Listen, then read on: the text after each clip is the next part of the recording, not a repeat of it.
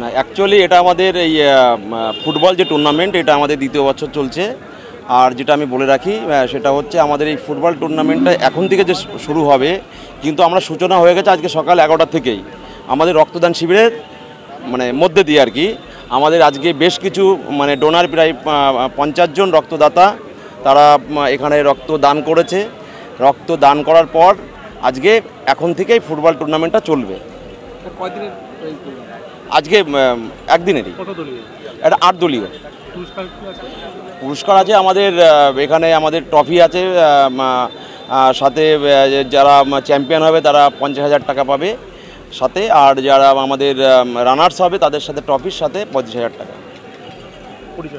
আমি তারক ঘোষ, আমি এই ক্লাবের মডার্ন বয়েজ ক্লাবের একজন সদস্য। খুব প্রথমেই বলি আমি সবার আগে ধন্যবাদ জানাই আমি যিনি এই খেলাটার আয়োজন করেছে। এটা দ্বিতীয় বর্ষ। এটা হচ্ছে ও বিভিন্ন কাজকর্ম করে, ও এর আগেও বিভিন্ন অনুষ্ঠানে আমি এসেছি। বিশিষ্ট সমাজসেবী ভাই তারক ঘোষ, ওর ব্যবস্থাপনায় আজকে এই মডার্ন বয়েজ ক্লাবের পক্ষ থেকে আজকে এত সুন্দর একটা সারা রাত ব্যাপী একটা ফুটবল খেলার আয়োজন। খুব ভালো লাগছে। তার বেশি ভালো লাগছে এত দর্শক, মাঠে পুরো ভরপূর্ণ দর্শক রয়েছে। আমার মনে হয় আরও যত রাত হবে আরও দর্শক বাড়বে, আর দর্শক ছাড়া খেলতে ভালো লাগে না। যারা আজকে এই খেলার আয়োজন করেছে মডার্ন বয়েজ ক্লাব, প্রত্যেককে অন্তরস্থল থেকে ধন্যবাদ জানাই। আর বিশেষ করে ধন্যবাদ জানাই আমাদের ভাই তারক ঘোষকে। আর যারা এই ক্লাবের যারা ব্যবস্থাপনায় আছে প্রত্যেকেই খুব সুন্দর। এখানে ভালো করে এখানে মাঠটা সাজানো হয়েছে।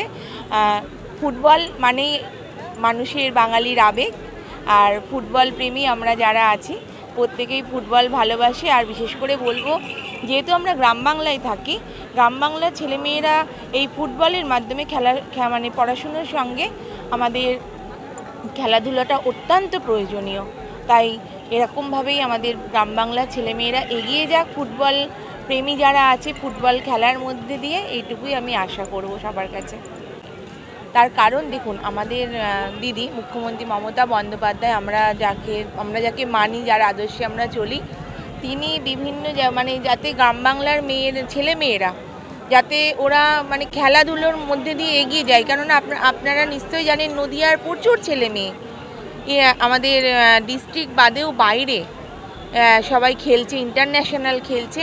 এটা আমাদের গর্ব। এটা সম্পূর্ণ ছেলেমেয়েরা তো অবশ্যই যারা খেলাধুলো করছে। তাছাড়া আমাদের মুখ্যমন্ত্রী মমতা বন্দ্যোপাধ্যায় তিনি তো বিশেষ করে গ্রাম বাংলার ছেলেমেয়েদের ওপর নজর দিয়েছে যাতে তারা পড়াশুনোর সাথে খেলাধুলাটাও এভাবে এগিয়ে যায়। আমার পরিচয়, আমি বর্ণালী দে রায়, আমি নদিয়া জেলা পরিষদের সদস্য।